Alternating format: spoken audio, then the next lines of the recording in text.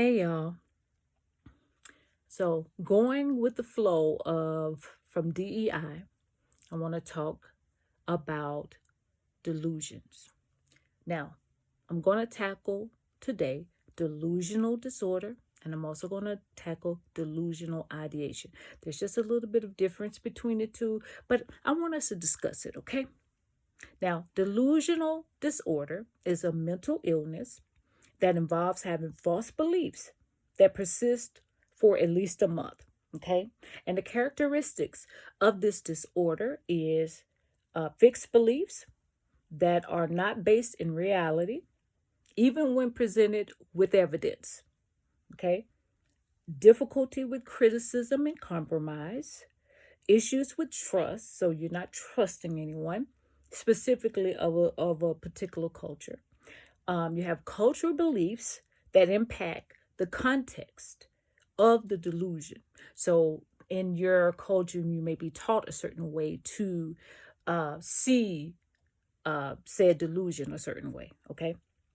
Now, delusional ideation is false beliefs that are held with a strong conviction. Okay. Despite evidence to the contrary. And the characteristics for that is fixed, unshakable beliefs, resistant to change, is taken very, very personally, and it impacts your way of life as well as your relationships. Okay.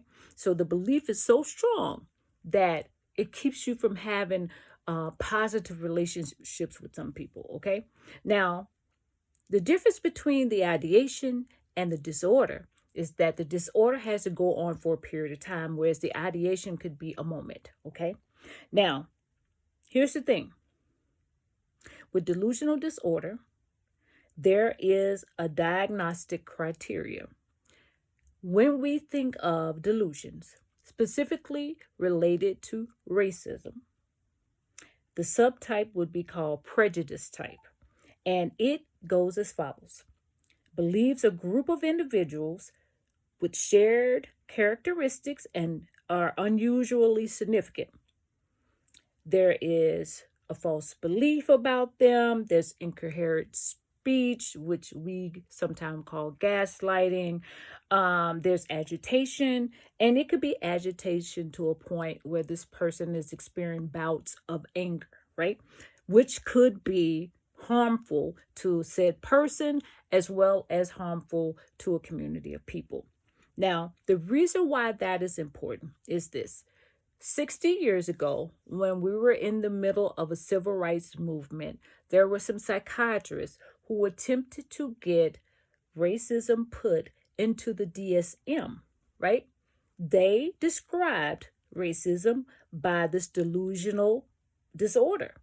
And as you could see, that is exactly what it is, even if we use the subtype, because the subtype is prejudice, but it also says believes a group of people, a group of individuals, right? Now, the reason why those psychiatrists were not successful in putting this in the DSM, which is our Bible for diagnosing people, is because racism was so widespread that it was normalized. And because it was so normalized across the world, it was difficult to say that it was pathological. But it is. Okay. So when we think about delusional disorder, think about the person is seeing a group of people a certain way. And even with evidence that the person is not like that, they are unable to not see that person that way. So think about it for a moment. I'm going to use VP Harris. Okay. VP Harris, there was nothing really wrong with her in terms of her qualifications. In fact, if you want to think about it, education wise, she was one of the most educated vice presidents we had. She would have been one of the most educated presidents we had if we had voted her in, right? If you look at her job descriptions and her resume over time, she literally moved up the right way to a point where presidency could have been in her future. Like, literally, she built up the experience where she could lead, right?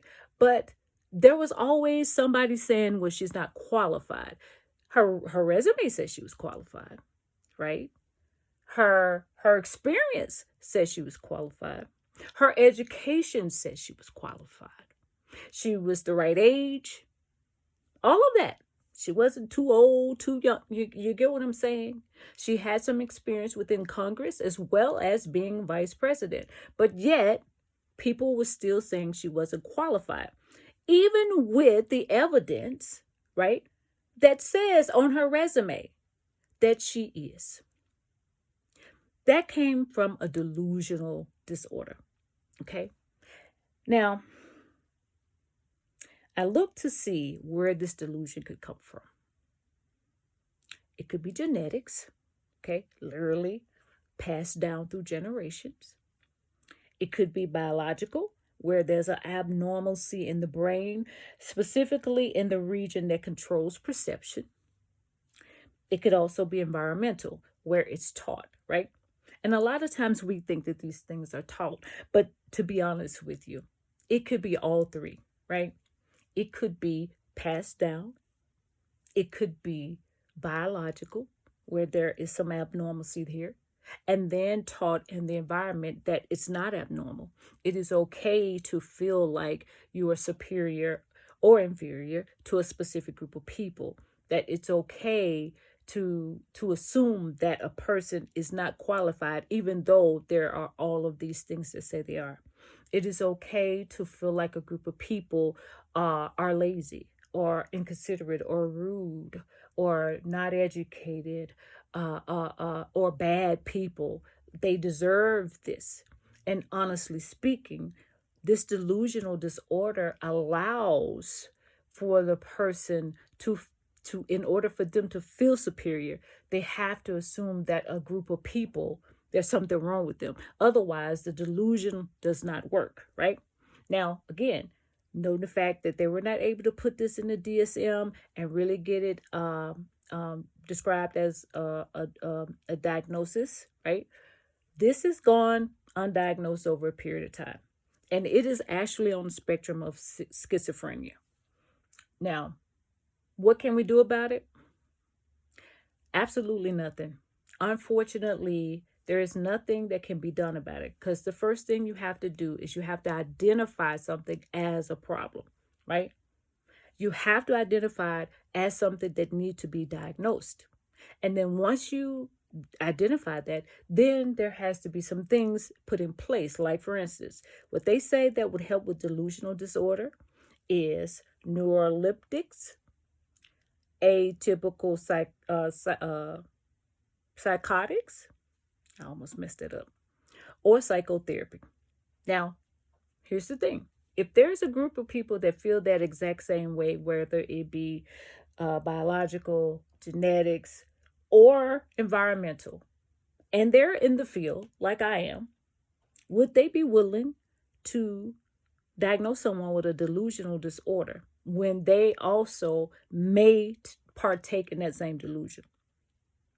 So in that case, it may go undiagnosed. It may go to a point where it's never really called out. And even when it's called out, there's so many things that say, well, no, that's not it. Well, no, you're looking at it wrong, or, that kind of thing. And unfortunately, there's nothing that the group of people that are being targeted can do about it. Because the truth of the matter is, if a person has this perceived notion or this belief, this strong, unshakable belief about you, you will not be able to prove it differently. And again, if we are not able to really pinpoint and diagnose things as they are and really give people the help that they need, this is going to be an ongoing situation. And the only thing that people who are targeted in this situation can do is try to maintain their own mental health, because they're traumatized every day with the microaggressions and with racism and sexism and all of these isms, right? It's really, really important that we try our best to take care of ourselves and each other, while we understand that the people that are targeting us, the people that are coming at us, the people that are assuming these bad negative things about us are actually suffering from a mental health disorder that was undiagnosed.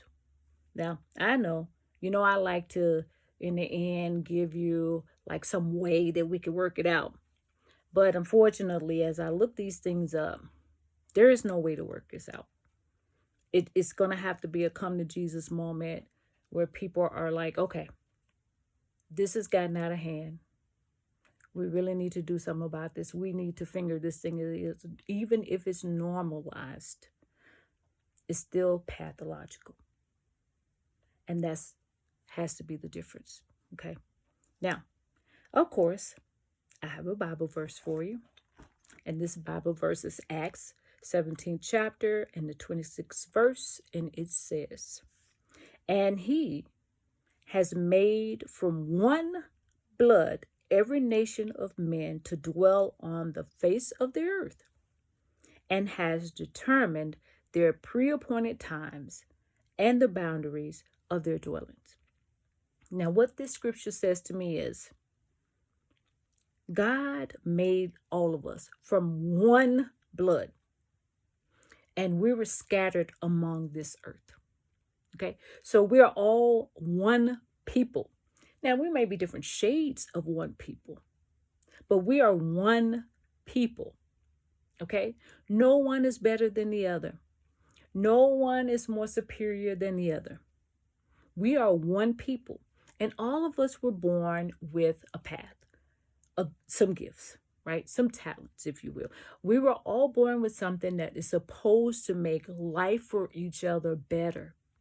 And unfortunately, because we have divided ourselves with this colorism, classism, sexism, racism, all of the isms, we have categorized people in that way and put the assumption that these people are a certain way because they are different. It has divided us in a way where we can't even appreciate all of the gifts that we have to give to each other to make this world a better place. And it's unfortunate. But God says we are one people. We are one blood. We are one. Okay? So for those of you out there who may be suffering, who may be going through a lot, I want to say to you, you're not alone. I want to say to you, like these videos that I do, these videos are to help me to get through some things. And I only pray before I get on here that it helps you get through some things. Life is not always fair. It's not always right. We don't always get what we want. But the same God that took care of us when we had it going on, it's the same God that's taking care of us when it's not going right. So keep your faith and your trust in God, and understand that no matter what other people say about you or think about you, God said we're one people, one blood. He made us in his image. There is no difference. No matter how people try to paint you as different, just understand that's a mental health concern that has nothing to do with you. Keep shining, keep going, keep loving, keep living, keep sharing your gifts with the world and doing what God has called you to do. Okay?